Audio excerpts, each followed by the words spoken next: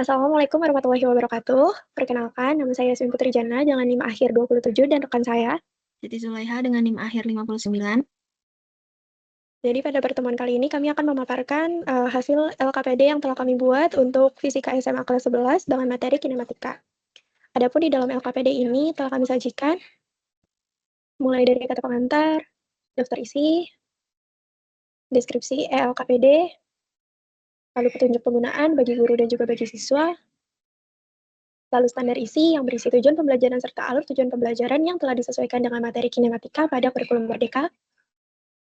Lalu ada peta konsep yang disesuaikan juga dengan kurikulum Merdeka. Kemudian ada kegiatan yang pertama yaitu GLB. Kami memberikan orientasi masalah, yaitu di mana pada suatu hari sekolah akan mengadakan kegiatan kelas ruangan dan panitia perlu memindahkan perlengkapan menggunakan troli. Kemudian troli tersebut dibawa menyusuri lorong yang lantainya rata. Saat didorong, beberapa siswa memperhatikan bahwa troli tampak bergerak lurus dan stabil, seolah-olah kecepatannya tidak berubah sejak mulai didorong, sehingga mencapai ujung lorong. Namun mereka tidak yakin apakah troli benar-benar bergerak dengan kecepatan konstan. Beberapa siswa mulai memperhatikan bahwa jarak antara ubin lantai yang dilewati troli tampak sama dalam selang waktu yang hampir serupa. Hal ini membuat mereka penasaran, apakah gerak troli tersebut termasuk GLB. Kemudian kami memberikan pertanyaan-pertanyaan pemantik, kemudian yaitu ada materi pembelajaran, di mana ada pengertian gerak, kemudian ada besaran-besaran gerak, yaitu jarak dan perpindahan, kelajuan dan kecepatan, dan ada percepatan. Kemudian pengertian dari GLB itu sendiri. Kemudian ada rumus GLB yaitu V sama dengan S per T. Kemudian ada grafik GLB, grafik kecepatan terhadap waktu, dan grafik perpindahan terhadap waktu. Nah, selanjutnya yaitu melakukan penyelidikan, di mana kegiatan yang pertama yaitu pada kegiatan ini kamu akan mengamati bagaimana sebuah benda bergerak lurus dengan kecepatan tetap. Nah, pada kegiatan ini dilakukan menggunakan ticker timer, yaitu alat yang memberi titik-titik pada pita kertas setiap 1/50 detik atau 1/60 detik, sehingga kamu bisa melihat bagaimana posisi benda berubah terhadap waktu. Kemudian tujuan dari percobaan ini yaitu mengamati perubahan posisi benda terhadap waktu menggunakan ticker timer, mengidentifikasi ciri-ciri GLB dari pola titik pada ticker timer, kemudian menghitung kecepatan benda dari data hasil percobaan. Kemudian ada alat dan bahan yaitu mobil-mobilan, rel, power supply, ticker timer, dan pita ketik. Kemudian langkah kerjanya yaitu siapkan alat dan bahan, kemudian rangkai alat ticker timer dan hubungkan ke power supply. Kemudian beri dorongan pada mobil-mobilan, lakukan percobaan dengan mengikuti tabel percobaan, kemudian catat hasil percobaan. Di sini ada tabel percobaan, kemudian setelah itu mereka diminta untuk mempresentasikan hasil diskusinya. Setelah itu kita sama-sama merefleksikan dengan memberikan kesimpulan dari hasil percobaan yang telah dilakukan. Kegiatan yang kedua yaitu kegiatan GLBB, di mana diberikan masalah. Pada suatu sore, beberapa remaja berlatih sepeda di jalan perumahan yang sepi. Salah satu dari mereka mencoba menuruni sebuah jalan kecil yang miring tanpa mengayuh. Nah, ketika sepeda dilepaskan, teman-temannya memperhatikan bahwa kecepatannya semakin bertambah seiring sepeda bergerak ke bawah. Jarak yang ditempuh dalam selang waktu yang sama terlihat semakin besar. Nah, di kesempatan yang lain, remaja yang sama mencoba mengendari sepeda di jalan datar, lalu perlahan-lahan menarik tuas rem. Kali ini sepeda terlihat semakin lambat hingga akhirnya berhenti. Mereka pun menyadari bahwa sepeda dapat mengalami percepatan maupun perlambatan yang teratur. Situasi ini membuat mereka penasaran apakah perubahan kecepatan pada sepeda tersebut benar-benar beraturan, baik saat dipercepat maupun diperlambat. Kemudian diberikan pertanyaan-pertanyaan pemantik. Selanjutnya, yaitu adalah materi pembelajaran, di mana diberikan pengertian dari GLBB itu sendiri, terus ada rumus GLBB, ada 3 rumus, kemudian ada grafik GLBB, yaitu grafik percepatan terhadap waktu, grafik kecepatan terhadap waktu, dan grafik jarak terhadap waktu. Nah, pada GLBB ini ada materi dari gerak jatuh bebas.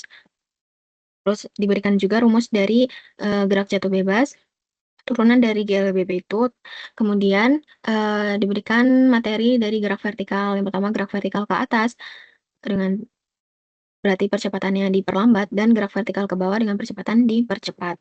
Kemudian dengan penyelidikan atau kegiatan sama menggunakan ticker timer seperti pada percobaan sebelumnya, dengan tujuannya itu menyelidiki karakteristik GLBB, alat dan bahan, dan langkah kerja yang sama seperti percobaan sebelumnya. Kemudian tabel percobaan yang sama dengan menambahkan percepatan. Kemudian mereka diminta untuk mempresentasikan hasil diskusi dan merefleksikan hasil percobaan dengan memberikan kesimpulan dari hasil percobaan yang telah dilakukan. Oke, untuk kegiatan yang ketiga masuk ke materi parabola, di mana orientasi masalahnya itu adalah ketika seorang anak, Fikri, bermain bola basket. Lalu dia memperhatikan lintasan bola tersebut itu melengkung sebelum akhirnya masuk ke dalam ring. Terus ketika sudut lemparannya terlalu kecil, bola tidak sampai kering. Ketika sudutnya terlalu besar, justru bola melewati ring. Nah, Fikri pun bertanya-tanya, jadi sebenarnya bagaimana hubungan antara sudut lemparan, kecepatan awal, dan jarak yang ditempuh oleh bola tersebut. Lalu kita berikan pertanyaan pemantik yang sesuai dengan orientasi masalah tersebut.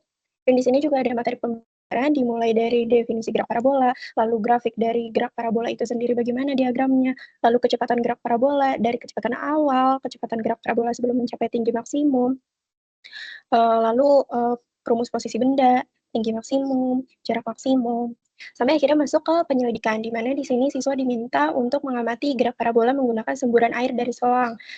Air yang keluar dari selang membentuk lintasan melengkung, mirip seperti lintasan bola yang dilempar tadi. Nah, dari lintasan air tersebut, siswa mengukur ketinggian maksimum, jarak horizontal maksimum, untuk melihat bagaimana sudut penyemprotan itu memengaruhi bentuk lintasan.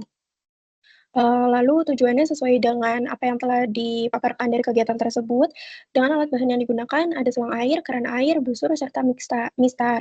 Jadi langkah kerjanya, pertama siswa menghubungkan selang pada keran air, lalu taruh busur tepat di atas meja, lalu air dialirkan sesuai dengan sudut yang telah ditentukan oleh tabel percobaan, kemudian siswa menghitung tinggi maksimum dan jarak maksimum menggunakan mistar, lalu catat hasil pengukuran pada tabel percobaan dan ulangi langkah yang sama pada sudut yang berbeda. Selanjutnya, siswa mempresentasikan hasil diskusinya dan kita sama-sama merefleksikan apa yang telah mereka dapat dari hasil penyelidikan tersebut yang dihubungkan dengan orientasi masalah di awal tadi. Lalu yang kegiatan 4 masuk ke gerak melingkar, di mana orientasi masalahnya di sini ialah ketika seorang anak memutar kunci yang diikat dengan sebuah tali. Ketika kunci itu diputar, dia melihat kalau tali yang dipegangnya itu terasa semakin tegang. Nah, ia juga memperhatikan kalau kunci selalu bergerak mengikuti lintasan melingkar. Jadi seolah-olah ada sesuatu yang menariknya ke arah tangan. Hal yang sama ia lihat juga ketika temannya memutar ember berisi air. Jadi selama ember berputar cukup cepat, air di dalamnya itu tidak tumpah, bahkan ketika ember berada pada posisi terbalik sekalipun. Jadi anak-anak itu mulai bertanya, gimana bisa air tetap berada di dalam ember meskipun berada di posisi atas, mengapa tali terasa lebih tegang saat putaran dipercepat, dan mengapa ketika tali dilepas, benda yang tadinya berputar langsung bergerak lurus menjauhi tangan. Apa sebenarnya yang menyebabkan benda-benda dapat bergerak dalam lintasan melingkar, dan faktor apa saja yang membuat gaya dalam menuju pusat lingkaran itu menjadi lebih besar saat putaran dipercepat. Lalu kami berikan pertanyaan pemantik yang sesuai dengan orientasi masalah tersebut. Lalu materi pembelajarannya dimulai dari pengertian gerak melingkar itu sendiri, lalu gerak melingkar beraturan dan gerak melingkar berubah beraturan itu apa, ciri-cirinya seperti apa ketika gerak melingkar beraturan dan gerak melingkar berubah beraturan, lalu rumus-rumus yang nantinya digunakan di materi GMB dan GMBB ini, dimulai dari kecepatan sudut, terus